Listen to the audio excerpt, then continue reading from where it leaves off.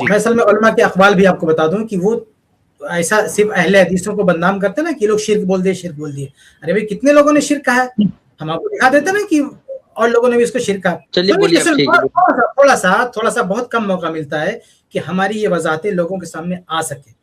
اس سے پہلے ہسٹری میں ہم نے تاریخ پر اچھی خاصی بات کی ہے. اس کو تھوڑا سا نیچے لائیے سر بھائی, تھوڑا سا نیچے لائیے, اور تھوڑا سا نیچے, اور نیچے, اور نیچے. ہاں یہ دیکھیے, تو یہ امام ابن عبد البر رحمہ اللہ کا حوالہ میں نے پیش کر دیا. ایک اور حوالہ تھا تفسیر کا, ہم کبھی انشاءاللہ اور پیش کریں گے, کہیں مجھے مل نہیں رہا اس وقت. اس میں ایک مفسر نے بھی باقاعدہ یہی بات کہی ہے کہ بھئی یہ اس طرح کی تقلید اللہ نے اس کی مذمت کی. ابن تیمیہ رحمہ اللہ کیا بات کرتے ہیں؟ ابن تیمیہ صرف اس کو مشرک اور کافر کے درجے میں نہیں رکھتے ہیں, بلکہ کیا کہتے ہیں کہ اگر کوئی شخص کسی آدمی کو کھڑا کر لے, معین شخص کو, اور یہ کہے کہ ان قول هذا المعین هو الصواب, کہ اس خاص شخص کی بات ہی صحیح ہے, الذي ينبغي اتباعه, اسی کی بات ماننا ضروری ہے, دون قول الامام علی. آخری کی لائن میں پڑھ لو, آخری کی 3 لائن, تیسری سیکنڈ لاسٹ تیسری پہ, قول الامام الذي خالفه, کہ فمن فعل هذا كان جاهلا ضالا.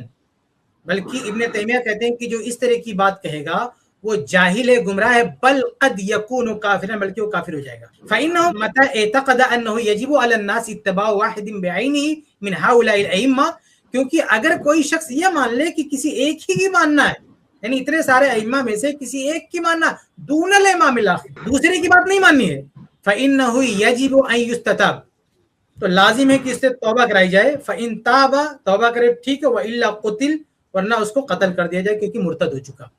تو آپ سوچیں کہ ابن تیمیہ رحمہ اللہ مرتد بول رہے ہیں, جن کو ہمارے بعض حنفی حضرات حنبلی بولتے ہیں, وہ حنبلی تھے, وہ ابن تیمیہ کہہ رہے ہیں ایسا شخص مرتد ہے جو کسی ایک کے بارے میں طے کر دے, یہ جو کہے وہ ماننا ہے, باقی کسی کی نہیں سننا ہے, تو رسول کے درجے پہ پہنچا دیا. تو اس ٹائپ کی جو تقلید ہے نا, اس درجے کی جو تقلید ہے, ہم کہتے ہیں وہ تقلید شرک ہے, اور اس میں ملوث وانا مشرک ہے. اور اگر آپ پوچھیں کہ ایسے اگزامپل دے تو ہم قادیانی کو پیش کریں گے. قادیانیوں نے کیا کیا, اپنے عالم, قادیانی کیا تھا, پہلے عالم تھا نا, عالم تھا, لوگ اس کو اس قدر مانے کہ اس نے جب نبوت کا دعویٰ کر دیا تو بھی مان لیا. اب بھائی نبوت کا دعویٰ کرنے پر بھی اس کی آپ مان رہے ہیں, تو یہ تقلید وہ تقلید ہے جو شرک ہے, کفر ہے.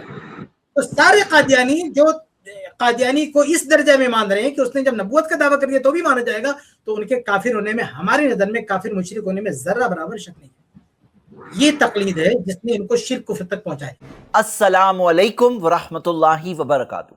کیا آپ کو پتا ہے آئی پلس ٹی وی کے جو مختلف پروگرامز آپ تک پہنچتے ہیں, دینی programmes, Islamic programmes, research programmes, علمی پروگرامز, یہ سارے پروگرامز کو آپ تک پہنچانے میں کئی اخراجات ہوتے ہیں. علماء جو اپنا وقت دیتے ہیں, اور بہت سارے ایسے کاسٹ جو بیہائنڈ دا سین ڈپارٹمنٹس ہوتے ہیں جو علماء کے علم کو آپ تک پہنچانے میں ذریعہ بنتے ہیں, جیسے technical staff, editors, animators, social media staff, support staff.